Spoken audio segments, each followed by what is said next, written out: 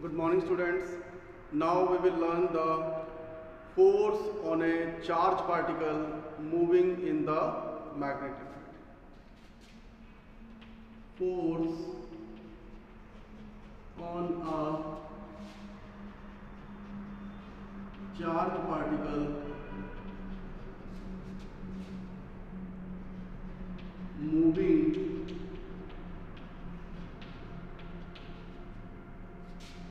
in the magnetic field.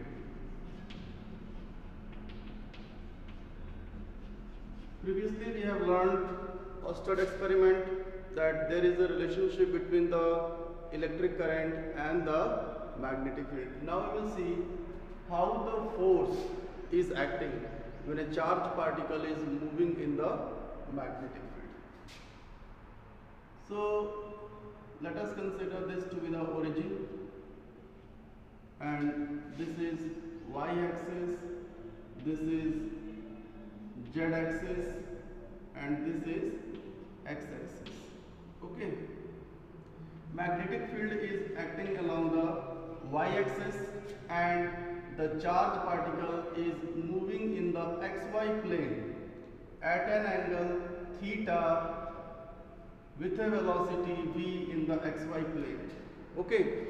So as the charge is moving, so moving charge produces magnetic field.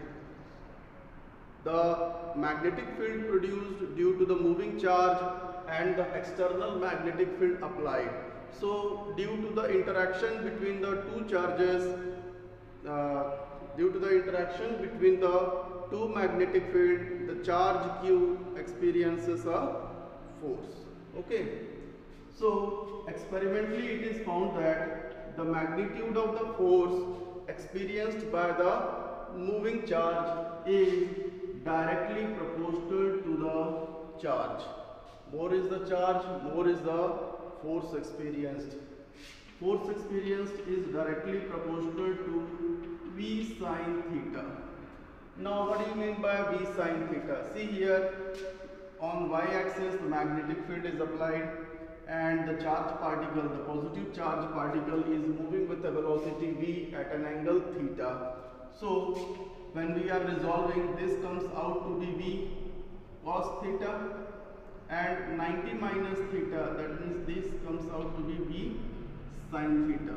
So the magnitude of force experienced is directly proportional to v sin theta. Thirdly, the magnitude of the force experienced was directly proportional to the external magnetic field applied. So from these three factors, when we have combined together, we comes out to be F is equal to Q B V sin theta. When the proportionality sign is removed, so that constant comes out to be K Q V B V sin theta. In SI unit, it's in SI units.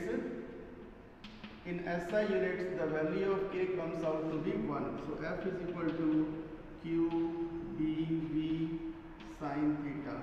And if we write in terms of vectors, then the force experienced is equal to Q V cross B here. Okay. Now some of the important cases which we have to see is case number 1. First case is that if the charged particle is at rest. Case number 1, if the charged particle is at rest.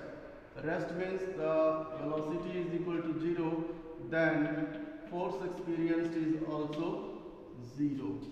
So a static charge or the charge which is in the state of rest experience no force. Case number 2. When the charged particle is moving parallel to the direction of the magnetic field. So parallel, when the charged particle is, see here, if the charged particle is moving at an angle theta, it is experiencing a force. But when the charged particle is moving parallel to the magnetic field, then theta comes out to be 0, then sine 0, 0, then also it experiences no force. So there are two cases: when the charge particle is moving parallel to the magnetic field, or when the charge particle in the state of rest, then the charge particle will not experience any force. Case number 3. When the charge particle is moving at an angle of 90 degrees, then it will experience the maximum force, because sin 90 is 1, so it will experience maximum force. So these are the three cases which you have to remember. Remember one more thing: static charge is the source of electric field. When a charge it is at rest is there, it will have the electric field only, but when a charge is moving, it will have the electric field as well as the magnetic field. Okay, thank you.